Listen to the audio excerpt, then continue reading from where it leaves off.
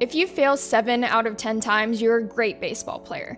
If you fail only 6 out of 10 times, you'd be the greatest of all time. That's what they say about baseball, right? Even the great players fail more than they succeed. What if I told you there's a player who succeeded more than he failed? That's right. There's a player who hit over 500. Okay, not for an entire season. That has never and will never be done. But how about one who did it for an entire month? Let me set the scene. It was the year 2000. The Colorado Rockies were coming off of back-to-back losing seasons, and well, it wasn't looking promising once again, except for one player, Todd Helton. Before I get into it, if you liked this video, hit that subscribe button to keep up with all things Stark Raving Sports. Let's get back to it. Todd Helton, a 1995 first-round draft pick, one of the first homegrown players in Rockies history. He was an immediate star for Colorado, a clear face of the franchise. He finished second in Rookie of the Year voting in 1998 and had a successful sophomore campaign the following year. So, come to the year 2000. Expectations are high for Helton, not only from Rockies fans, but he had some national media attention at this point. A big hitting, fun to watch first baseman. April went well for Helton. An average of .337 with 6 home runs, 25 RBI. It was shaping to be a good year for the Knoxville, Tennessee native.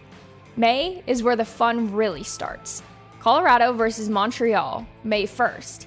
Helton goes 4 for 5. He smashes 3 home runs and snags 4 runs and 5 RBI. Broken bat, and it still goes.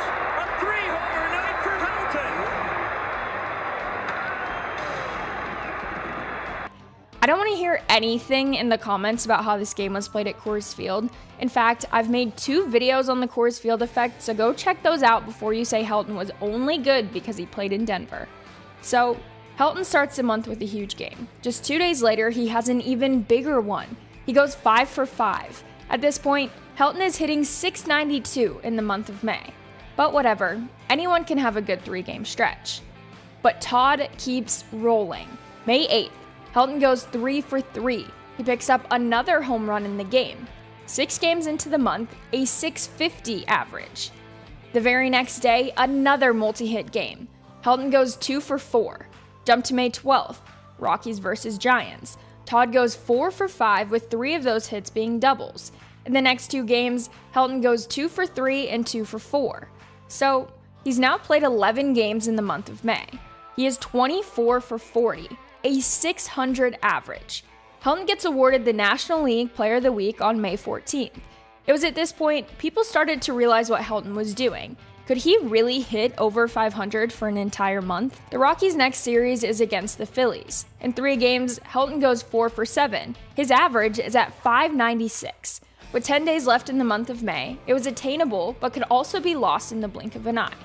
Well, that blink of an eye came quick. Helton went on a 3-game skid, an 0 for 11 series against the Chicago Cubs. His average quickly dipped to .483 on the month. Let me stop right here and say that is still an incredible number. It's not like the Rockies were getting ready to send Todd packing to AAA because he wasn't hitting 500. I wouldn't be making this video if Helton didn't turn things around now, would I? Helton breaks his slump with a 2 for 4 day in a fresh series against the Pirates. On May 27th, he goes 4 for 4 with 2 home runs. The next day, 3 for 4. Helton's average jumps back to .529. He was back in business. 3 games left for the Rockies in the month of May. 3 games that would make or break history. May 29th, 2 for 4, average at .506. May 30th, 1 for 1, average of .513. May 31st, the last chance for a 500 month. First plate appearance, Helton draws a walk. Second time up, a single. His average sits at .519. Next time up, Todd is intentionally walked. Fourth plate appearance, another walk. Helton steps up to the plate for the 5th and final time of the day. The potential to complete a historic month. He grounds out.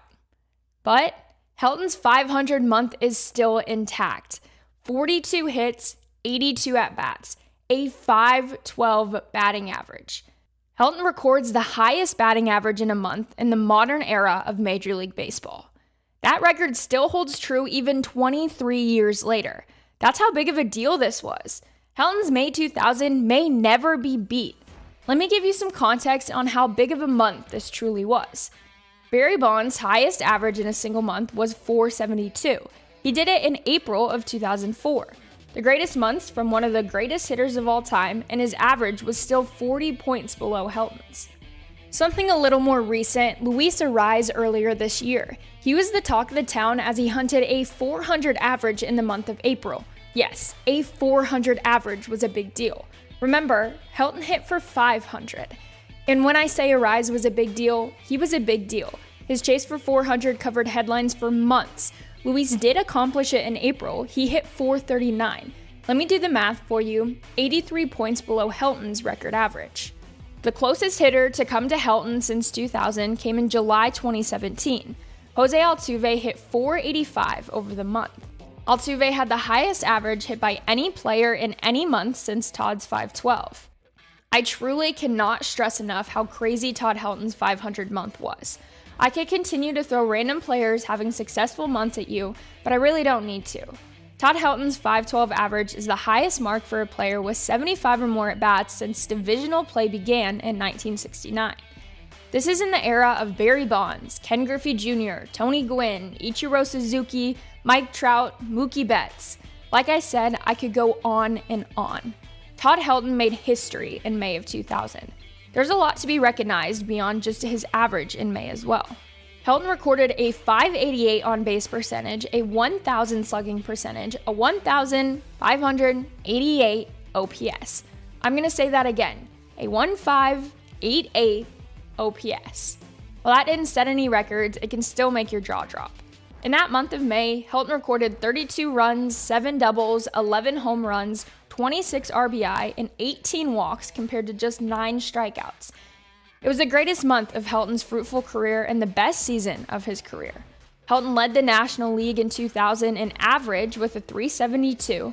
He led with an on-base percentage of .463, slugging percentage of .698, OPS of .1162, and he led the way with 216 hits, 59 doubles, and 147 RBI. Sounds like an MVP season, right? Well, somehow it wasn't. He finished 5th in MVP voting in that 2000 season. I'm going to hold off and not get into that, but I'll just say an MVP trophy for Helton was more than deserved. What's also deserved for Todd Helton is a spot in Cooperstown. It's been a controversial topic since Helton retired. He unfortunately lives with the Coors Field asterisk by his name every time his career is evaluated. A .316 career average, 369 home runs, 1,406 RBI, 592 doubles. He is the Rockies' all-time leader in numerous categories after spending his entire 17-year career in purple. In this year's Hall of Fame vote, Helton received 72.2% of votes. He was just 2.8% shy of being inducted to the Hall of Fame. Todd will be on the ballot until at least 2028, so it's likely he will make it in soon. But come on, guys, give the man the honor he deserves. I think this video needs to make its way to a couple of the Hall of Fame voters. Maybe it will change their minds. If he does so happen to get inducted in 2024, I might take a little bit of credit for swaying some votes. But this video isn't about how Helton should be in the Hall, it's about an incredible feat that should help him get there. Helton's .512 month is easily forgotten or maybe not even known about. In a game that used to be all about average that is now all about the long ball, Todd Helton did both for the entirety of his career, especially in May of 2000.